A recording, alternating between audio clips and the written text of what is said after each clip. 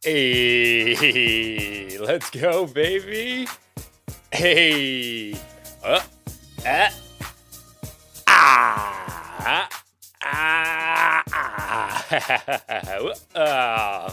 hey, hey, hey, hey, hey, hey. Ladies and gentlemen, welcome to a brand new episode of Time2Football. Let me fix my hair here just a bit because I am a little bit excited right now because I didn't get much sleep. I did not get much sleep at all, but hey, it's okay. It's okay. It's worth it. It's worth it to witness history being made in the city of Atlanta. My name is Hassan Khan. We welcome you guys to a brand new episode of Time2Football. Glad you guys can be joining us in the home of our headquarters, Atlanta, Georgia, where this looks stupid. These headphones, I'm taking them off. In the headquarters where we filmed the show in Atlanta. And something great just happened last night. A curse was broken in the city of Atlanta when the Atlanta Braves won the World Series. That's right. I know that the MLS team, Major League Soccer, Atlanta United, won like 4 years ago or something, 3-4 years ago. And everybody was saying like, oh my gosh, they won the championship. The curse has been broken. Atlanta has finally won a championship. No, that doesn't count. It has to be one of the four major sports. It has to be baseball, football, basketball, or hockey. And finally, the Braves, they ended the curse, winning the championship. Now, what we have coming up is the Georgia Bulldogs, UGA, the number one ranked team in the nation, could be making a stride in winning a national championship. They could be winning the Natty. But then you've also got the Atlanta Hawks, who made a pretty good run last year as well. And then you've got the Falcons, who are not going to be doing anything this year. But that's okay. That's okay. We are still off of the high of the Atlanta Braves winning. So, hey, appreciate you guys joining us for this episode. Welcome to Atlanta, where the players play. Hey, breaking news, by the way, to start off the show. We've got Michael Thomas announcing on his personal Instagram that he will not be returning this season for the New Orleans Saints. He had a setback in his ankle injury. So, in case you guys missed that in the last 5-10 minutes or so, hey, breaking news that we just revealed on Time2Football. Much faster than whatever other a person could be releasing on Twitter or NFL or whatever it may be. So, yeah, breaking news. Michael Thomas is not returning. What we got planned for this show, though, is we're going to recap the starts and sits video that we released this morning and just kind of go over it. We kind of give like a little bit of a rundown. It's just fast, quick, concise on the starts and sits video, but on the show, we give a little bit more of a explanation on the starts and sits and why we want to start them and why we want to set them. Also, giving you our power rankings for this week's show going into week 9 of the 2021 NFL season. Crazy to think that it's already been that much, or it's already gotten that far. But hey, we are here. We are mid-season. We're mid-season form, and hopefully your fantasy football team is also in mid-season form as well. And you guys can be leaving some questions or comments that you guys have in the chat as well. So I encourage you guys to go ahead and do that. We've got you live saying Buenos Dias from Mexico. Hey, how you doing? Thank you for joining us. Good morning, everyone. Good morning, Miguel. Reflect. Hey, man, good morning. Oh, man, I love it. Daniel saying good morning from Montreal. Everybody's tuning in from all over the world. I love it. Well, North America at least. We haven't heard anyone yet from on the western side of the hemisphere, or the eastern side at least. But then XXX Lex is asking, hey, man, what's a really deep sleeper for tight end this week? So I'm going to have a whole segment dedicated at the end of the show where I spend a few minutes answering some questions. But I'll go ahead and answer yours, XXX Lex. Deep sleeper tight end. I mean, looking to Pat Freiermuth. I don't know if you consider him to be a deep sleeper, but just because of the volume, the matchup is not the best. But because of the volume, you may want to look into Pat Freiermuth. Also, another deep sleeper would be Tyler Conklin. I like the fact that he's averaging somewhere around 6 targets a game the last 4 or 5 games or so. And he's really come on strong. And against the Baltimore Ravens, they are the worst team in the NFL when it comes to fantasy football and stopping tight ends. So 2 guys, Tyler Conklin and Pat Freiermuth, who might be available, those 2 guys on your waiver wires. You may want to think about picking them up and streaming them this week. We're going to answer more questions later on in this show. But hey, we started off the show with... I don't know what the heck that was, the little dances that I was doing. Aha! You know, that's so 2015, I know. But let's go ahead and kick it off with NFL news and notes.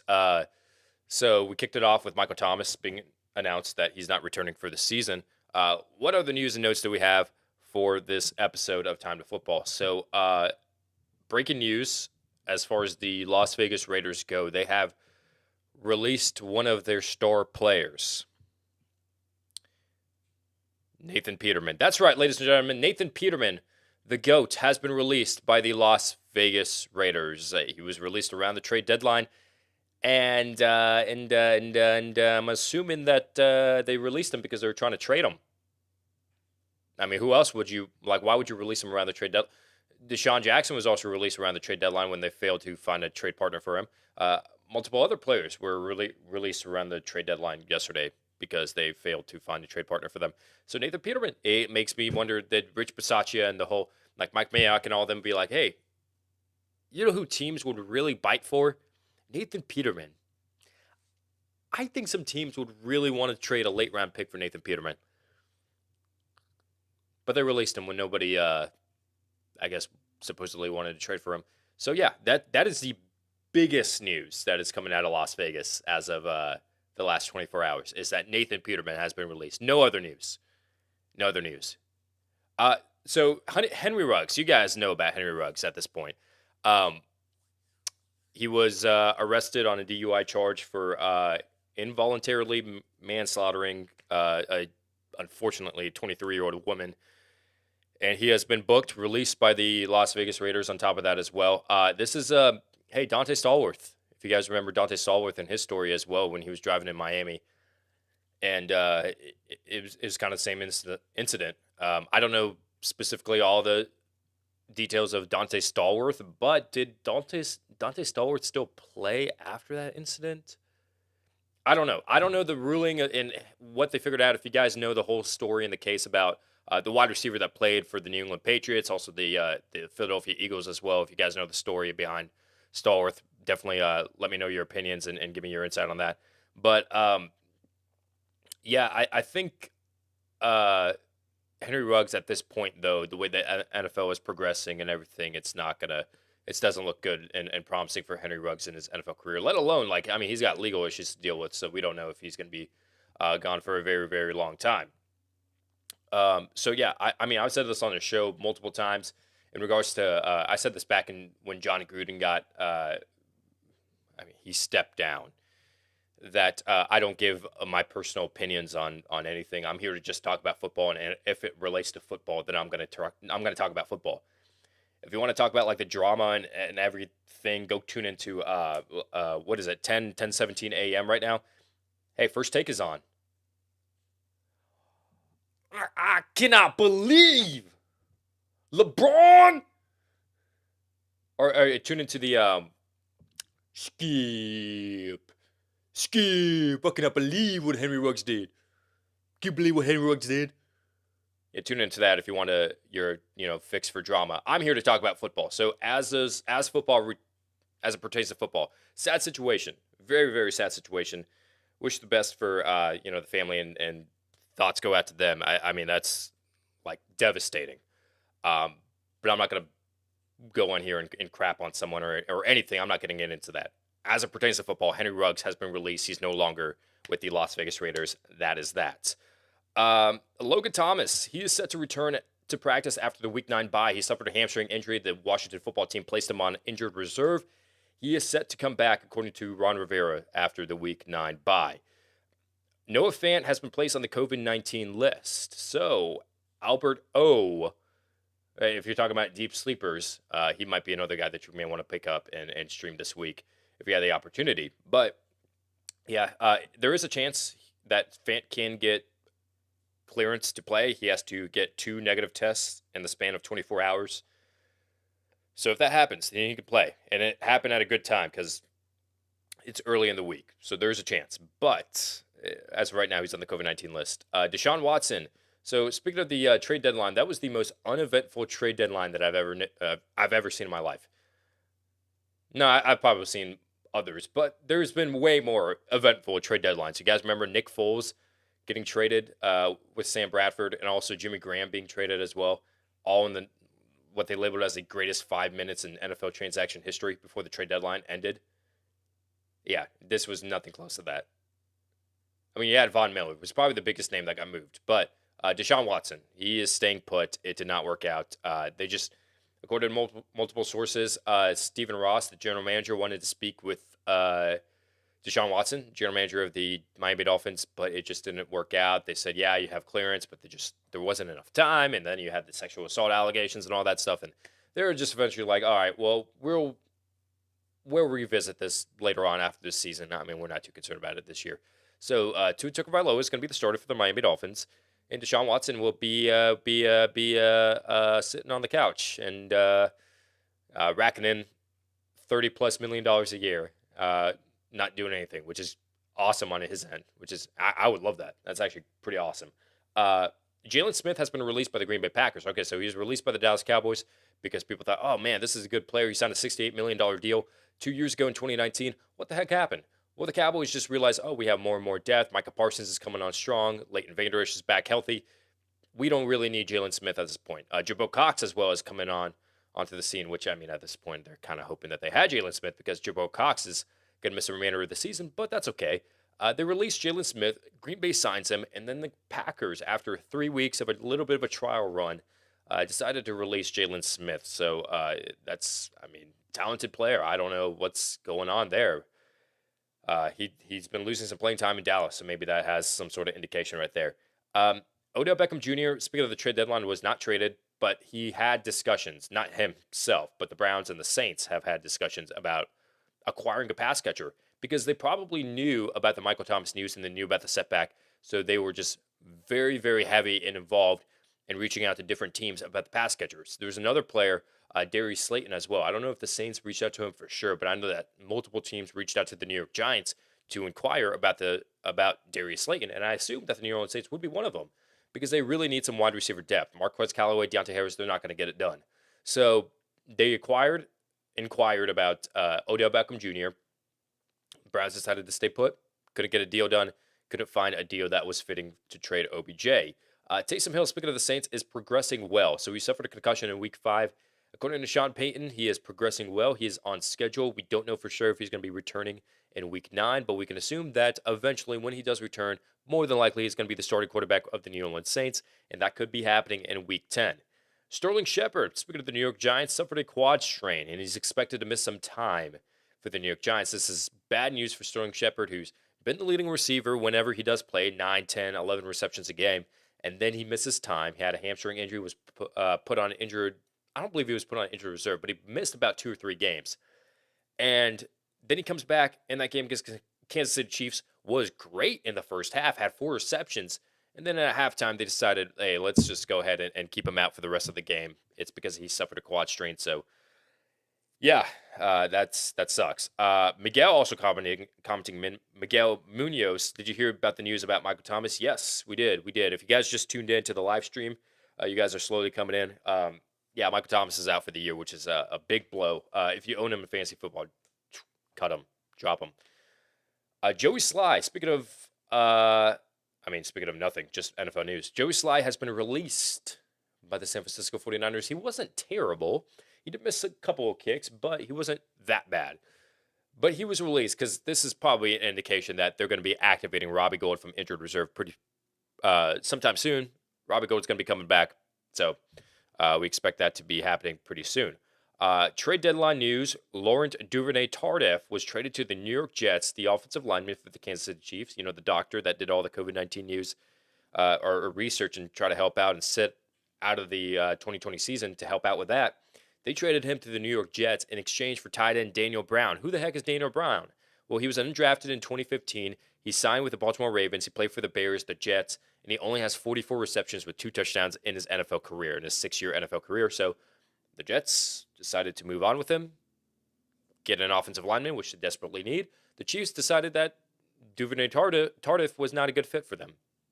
I mean, I'm assuming that if Duvernay-Tardif was there in the Super Bowl, Patrick Mahomes would be well protected. It would be a better outcome. I'll say that. They wouldn't lose by that much. The Texans trade Charles Omenihu. Charles Omenihu. Let me pronounce that correctly. Omenihu. Okay, Omenihu. Charles Omenihu. Traded to the 49ers for a late round pick. So the Texans are just starting to stockpile on picks and want to make this rebuilding process a little bit smoother for the Houston Texans. But that is your NFL news and notes for today, November 3rd. All right, now let's preview the starts and sits video. Not preview, I mean, it's already been released, but I'm just going to go ahead and just play it through. I mean, I'll play it on mute. I'm not going to really play it all the way through, but I'm just going to skim through it, give you my opinion on why I'm starting and sitting certain players or not. If I can pull this up right here, and I will be putting myself in the corner as we are talking about this on the show. All right. So first off, let's go ahead and switch this over. Okay. Let me put myself in the corner right here. Let me go down here. All right. So we got a little bit of a shout out from Dante Fowler. Awesome. Thank you, Dante, for your amazing shout out. That was at Super Bowl 53 Media Day as well. That was in Atlanta, by the way, the greatest city in the world, World Series champs. But yes, let's go ahead and get into the video. So look at our success rate. Now the starts, I mean, there's really not much to really talk about here. Derek Carr could be a sneaky play this week. He's only had 2 games this year where he scored less than 18 or 19 fantasy points, I believe it was. Maybe it was 3 games, but he could be a good play. And then sleeper of the week. Now this is only if Taysom Hill were to be healthy and he were to play. Then yeah, you got to give Taysom Hill that shot to play against the Atlanta Falcons.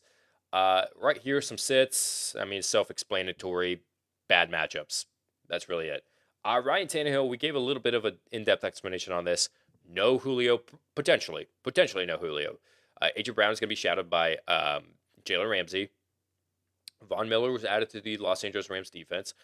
And no Derrick Henry. So I'm not liking Ryan Tannehill's chances in this game. The start list for running backs, Devontae Booker has a little bit of a revenge game coming up. So don't sleep on Devontae Booker. Other than that, it's pretty self-explanatory. Zach Moss, I hope that the matchup is so good, so that's why I put him down as a must start, but I'm just kind of concerned about his volume a bit. But I would still take your chances in starting Zach Moss. Boston Scott, listen, hey, he could very well just only get 8 touches in this game. It could happen. And it could go to Jordan Howard. It could go to Kenneth Gainwell being in the mix now. But in this game, 5.4 yards a carry. The Chargers are giving up.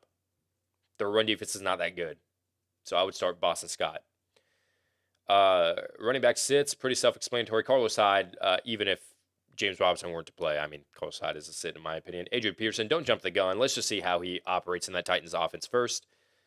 Melvin Gordon, okay, yeah, touchdown dependent. And the Cowboys have given up only 3 touchdowns to running backs. And I wouldn't put my trust in Melvin Gordon. He's already splitting touches with Javonte Williams. Melvin Gordon has been looking like a nice surprise, but this week, I'm not trusting it.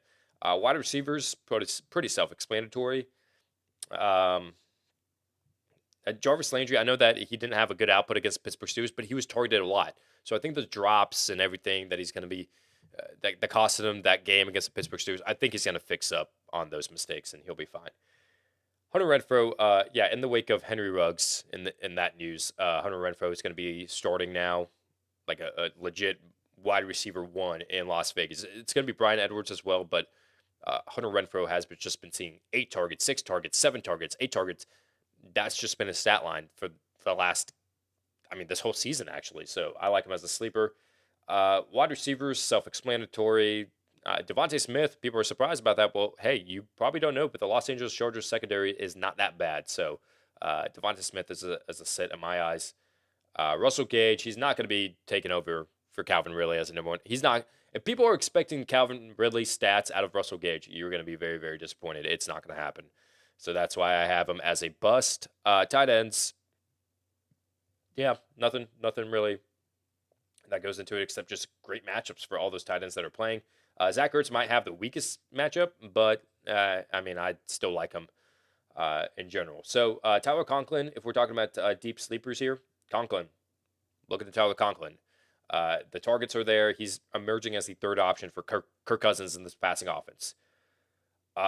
Sits, Dan Arnold had a good game, so I have him as an ad of the week. Not an ad of the week, but like an ad in general. But I would still sit him. Let's just see how he operates first in 2 straight games. CJ Uzama, again, touchdown dependent. I can't rely on that. And then Tyler Higbee has been a little bit of a disappointment. Has been playing on a bunch of snaps for the Los Angeles Rams.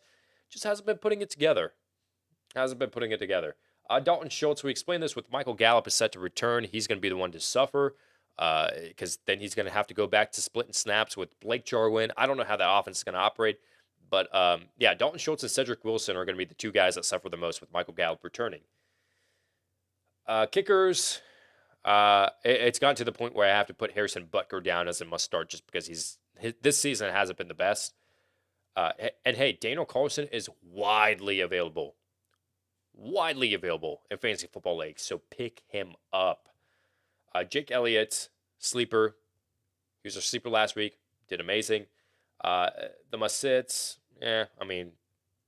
just bad matchups in general. Younghoe Koo, great kicker, love it, but the opportunities with field goal attempts may not be there with the New Orleans Saints defense. Defense and special teams, this is self-explanatory. I mean, look at the matchups. Bills, Steelers, Patriots, Panthers. Like, they have good matchups. Las Vegas Raiders are going to be sneaky just because of the amount of turnovers that the Giants have given up and the amount of turnovers that the Las Vegas Raiders have caused in the last 4 games or so. And then we've got defense and special teams sits, self-explanatory. And then we've got the bust of the week, which is the Arizona Cardinals. Do not sleep on the 49ers offense. I mean, Deebo Samuel is killing it. Elijah Mitchell is killing it. That's pretty much the starts and sits video. I mean, just like a little brief explanation of why I decided to put some players down as a starts and sits or not. If you have any sort of questions during this live show, again, leave them in the chat because we are about to answer them here in just a bit. Now let's get into our power rankings that we show you every single week on Wednesdays. Who are the best teams in the NFL? Well, we show you 8 at a time, 25 to 32. Stop, talk about it. 17 through 24. And we go our way up to the number 1 team in our power rankings. So, how have these changed since week 8? Well, let's first look at 25 through 32. Let me read them off and let's talk about them. 25 Falcons, 26 Jets, 27 Giants, 28 Bears, 29 Jaguars, 30 Dolphins, 31 Lions, and 32 the Houston Texans. Hey, some people are labeling this as the suck bowl between the Dolphins and the Texans. Who's going to win that? And if the Texans win, then the Dolphins move down to the worst team in the NFL. So, hey, that'll determine who gets that infamous award. Now, the Falcons dropped in a spot after that loss. Now, the Jets moved up 3 spots. 3 spots. You could say, well, the Jets still suck. Yeah, but they beat the best team in the AFC, record-wise, in the Cincinnati Bengals. So I had to move them up naturally 3 spots at least. And I couldn't move them up over the Falcons because the Falcons beat the Jets. But, hey, I mean, from 29 to 26, I'll give the Jets some credit right there. Okay, now what do we've got? We've got 17 through 24. Let's look at this section and talk about it. 17, the Patriots, Colts, 18, 19, 49ers, 20, Vikings, 21, Broncos, 22, Panthers, 23, Washington, and 24, the Philadelphia Eagles. Okay, what has changed here? The New England Patriots have moved up 3 spots after their amazing victory over the Los Angeles Chargers. Their defense looked great. It looked great. The Colts drop a spot. The Vikings, man, I wanted to give them a little bit of hope, make them a top 20 team. I wanted to push them inside of the top 15, honestly, because all their losses have been with 1 possession or less, but they just can't finish out games. They just can't do it. So I'm going to put them as a borderline top 20 team right now, as of right now. And the Eagles move up a couple of spots after their dominating victory. I know it was against the Detroit Lions, but they shut out the Detroit Lions. So, I don't think they shut them out. I think they scored. But still, though, I mean, the Eagles dominated in that game. Now, 9 through 16. And what do we have here? 9, the Bengals. 10, Ravens. 11, Chargers. 12, Steelers. 13, Browns. 14, Raiders. 15, Chiefs. And 16, the Seattle Seahawks. Not much to talk about here except bad news for the Chargers. They dropped outside of the top 8 just because the last couple of games against the Ravens and then the bye and then, they dropped 4 spots here. I had to drop them underneath the Ravens because the Ravens beat them. So that naturally, that just makes sense. And then you would expect a rebound week against the Patriots. Nah, not happening. Not happening. The Bengals, I actually wanted to drop more because they lost to one of the worst teams in the NFL. But they beat the Ravens, they beat the Steelers, so I couldn't really drop them too much at that point. So I'm keeping them at number 9 for now. Not saying that they lost any spots or anything, but hey, if they continue to lose in games like that, that's gonna hurt their value for sure. Now let's talk about 1 through 8. Who are the best teams in the NFL? The Elite 8. Let's start from number 8 going up to number 1. 8, the Saints. 7, Titans. 6, Bills. 5, Cowboys. 4, Buccaneers. 3, Rams. 2, Cardinals. And number 1, the best team in the NFL, the Green Bay Packers. All right, they move up 3 spots, so naturally the Rams, even though they won, you have to make room for the Green Bay Packers to move up. And the Buccaneers have to drop a spot as well after that loss to the Saints. So the Cardinals have that loss to the Packers, they drop a spot as well. So you might be saying, okay, well, why not just move the Rams to the number 1 spot after the Cardinals lose? Well, okay, here's the little domino effect. The Buccaneers lost to the Rams, so the Rams are better than the Bucs. The Rams lost to the Cardinals, so the Cardinals are better than the Rams.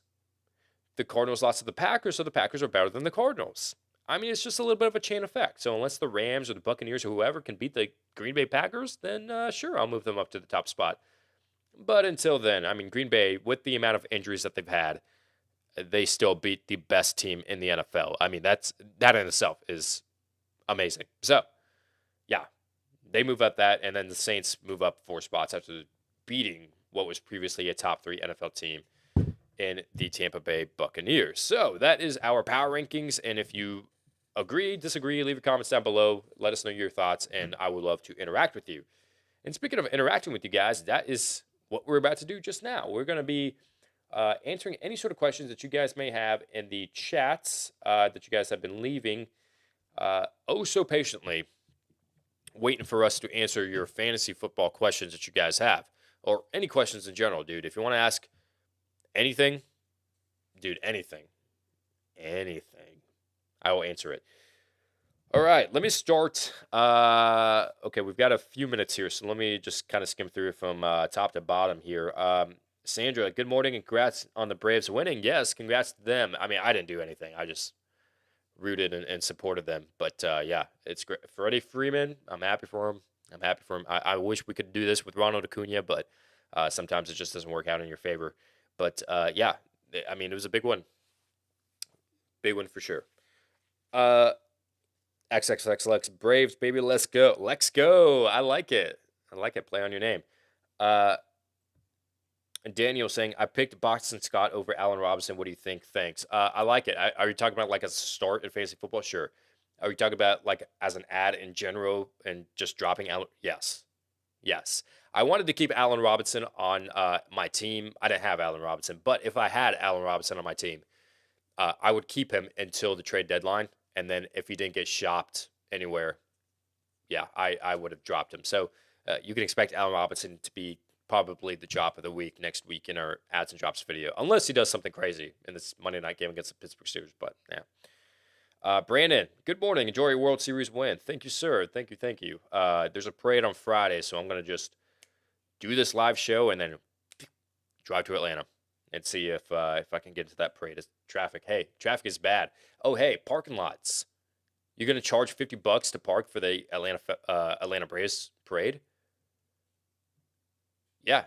The location. Oh, $75 an hour? Oh, that's a good deal. That's an amazing deal.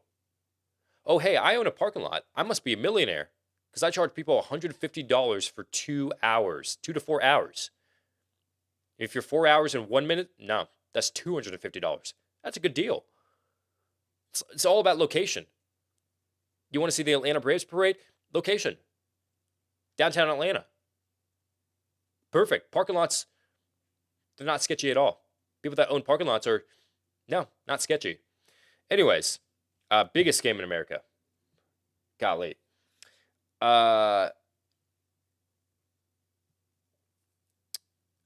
Yeah, y'all are talking about the Braves. Insane salaries in baseball ruined it for me, but happy for you, the Braves fans out there. Thank you, sir. Yes, that's one of the things why I love the NFL is like there's a salary cap.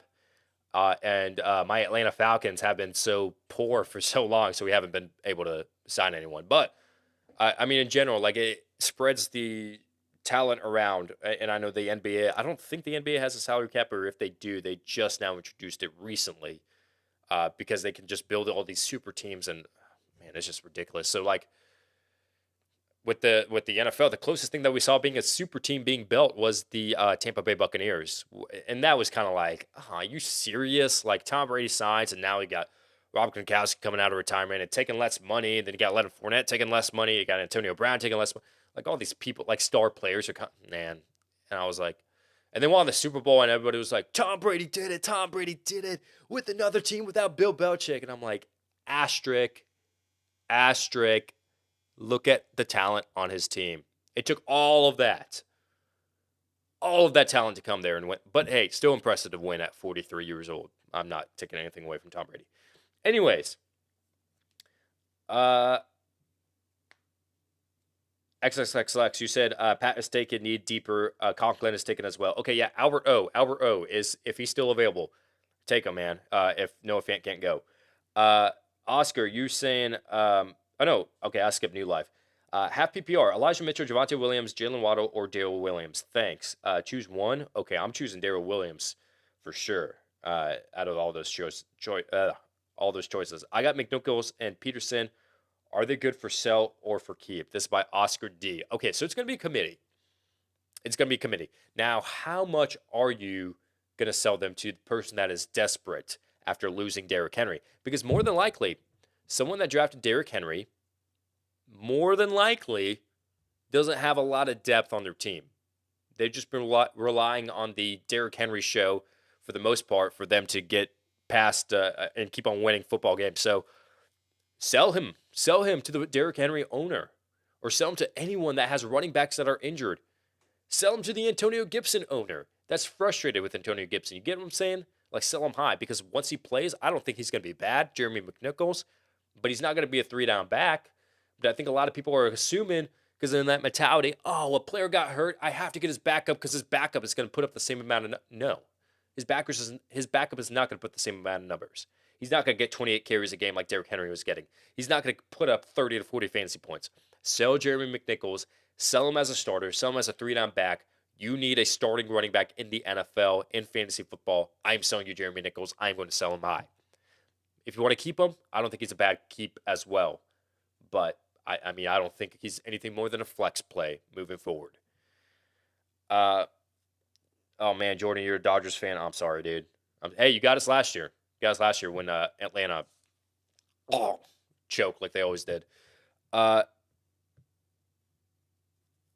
Should I trade Pittman Jr. for Michael Carter, Bobby? So I always ask you in those kind of questions for trades, who's on your team as far as running backs? As far as by the way, if you hear like a buzzing sound, it's the laundry machine going off. Who's your wide receiver? Who is your running backs? Like, what kind of depth do you guys have? I would say at this point, Michael Pittman is like a high upside, like a mid-range wide receiver 2. Like, that's his max. Like, that's his max potential, I would say. So, for Michael Carter, who's going to get plenty of carries and touches by the New York Jets, has been looking great the last 2 weeks. If you're desperate for a running back, yes, I would do it. If you're desperate for a wide receiver, no, I would not do it. So it just depends. Who's on your team? If you can afford to give away a wide receiver. Now, if you're in the middle where you have like a healthy amount of wide receivers, healthy amount of running backs, it doesn't really matter. I always favor the running backs because they're more prone to injury. So if you have a balanced team, yes, go with Michael Carter over Michael Pittman. Antoine, good morning. Do you have any value in Rex Burkhead or Latavius Murray? Looking to drop Phillip Lindsay for another RB. Probably not Rex Burkhead, but Latavius Murray. I would add Latavius Murray over Phillip Lindsay just because the offense is just better in Baltimore. And, I mean, Phillip Lindsay, his value, I think he could eventually turn it around. I don't think that 0.7 points or however many points he got this past week is going to be an every week thing. But if I had to add anyone over Phillip Lindsay, it would be Latavius Murray. That would be my choice. Do you think Murray would play this week? This is by Juan Osorio. talking about Kyler Murray, I'm going to say no because Cliff Kingsbury said that he was week to week and not day to day. They do have a long break since they played on Thursday, so that is good news. But if I could know for sure, like if their bye was this week in week 9, or if their bye was in week 10, then for sure Kyler Murray would be shut down until after like the week 10 bye. That even if he's good to go, they just want to rest him. But since that's not happening and his bye isn't until week 12, they could play him, but I don't think they're going to rush him. So if I had to pick a yes or a no right now before we hear any news on practice or anything, I'm going to say no. So just in case, prepare for that. You guys are leaving some amazing questions. Steve Parnell, full PPR, Cortland Sutton or T. Higgins? I still want to see more consistency out of T. Higgins. I really do. So I'm going to go with Cortland Sutton in this aspect. I mean, I know the matchups. I mean, I faces Cleveland. T. Higgins does. Who's been okay at stopping wide receivers? Haven't been the greatest, but my gut's telling me Cortland Sutton. That's who I would go for.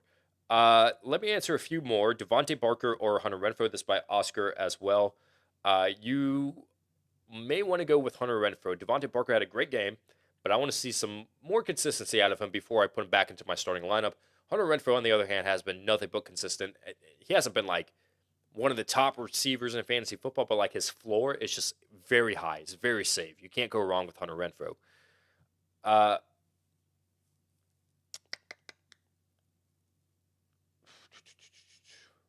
Okay, Jacoby. Brady's on a bye. From the available quarterbacks, do I start Jimmy G, Big Ben, Mike White, Baker Mayfield, or Teddy Bridgewater? Teddy Bridgewater doesn't have that bad of a decent matchup.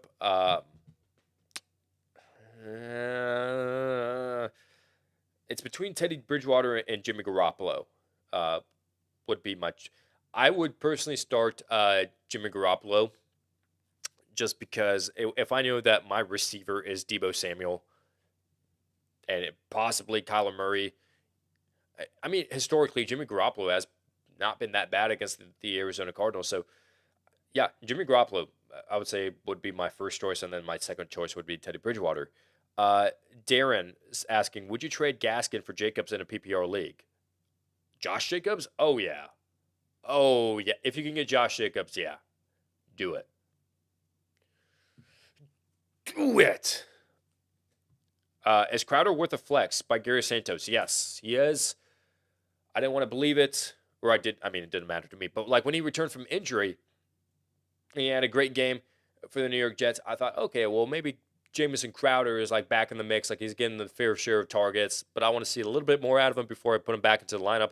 And then he had a little bit of a dud week against the Atlanta Falcons, and then last week proved, okay, yeah, I mean, Jamison Crowder is like, he's legit. He's a flex play moving forward, especially with Mike White at quarterbacks, who seems to like him. I know the Colts defense is kind of tough, but I mean, PPR leagues, yeah, for sure. Matt Tom asking, what's your Sunday NFL viewing setup like? Oh, I've gotten this question a couple of times before, actually. So believe it or not, my dream setup would be to have 2 TVs, to have one be NFL Red Zone and then one be the Falcons game. But since we only have one TV, I just watch NFL Red Zone. And NFL Red Zone is the best way that I can get caught up with all the stats, news. Scott Hanser does an amazing job. It feeds me all of my information and gets me ready for the week. And it's all information that I just like soak in. And like, I mean, I have my computer, my laptop, I have my iPad, I have my phone. Like I'm always like tweeting or am I, which by the way, you can follow us on Twitter at Time2Football or at It's Hassan Khan. Or I'm writing down notes for the week down on my computer or my iPad. But I mean, that's pretty much it. Just the TV set up to NFL Red Zone, and then my computer, iPad, and my phone. Good question, by the way. Appreciate you asking. Let's ask. Let's take a few more. Why not? Jordanian Poppy. So you think the Saints are a serious contender now? Ooh, Yes, yes. And it's all because of Sean Payton. The MVP of that team is Sean Payton. I don't think, I mean, Alvin Kamara, sure. Say what you want about him. Like, he's a good player. He's a great player. You could say he's the best player on that team. I think it's Sean Payton. Sean Payton is keeping them alive and well. Like, with what he's dealt with the roster changes this offseason, with Michael Thomas now missing the remainder of the season, the quarterbacks being hurt, Sean Payton, MVP. And he's the reason why they're going to make the playoffs and contend for the Super Bowl. I think they're serious. Let's see. You sure Ridley is not coming back? This is by Sammy Young. I'm not 100% sure. Nobody knows. Nobody knows. I know I got a lot of crap for one of my trade targets videos that I come out with. I always said like Calvin Ridley is a must buy right now. Calvin Ridley, and some people actually bought Calvin Ridley, and it's like, Hassan, you told me to buy him.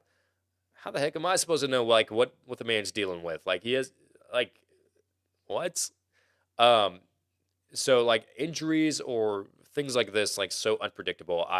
You can't put that blame on anyone else, but um, from the statement and what I'm assuming is that Calvin Ridley, when he said step away from football, I think he's going to step away for at least the season and take the next few months in the offseason and get ready. So I think he's going to be done for this season at least, and maybe most important thing is hopefully whatever he's going through, he can get through it. But I do think that he is, my personal opinion, I think he's done.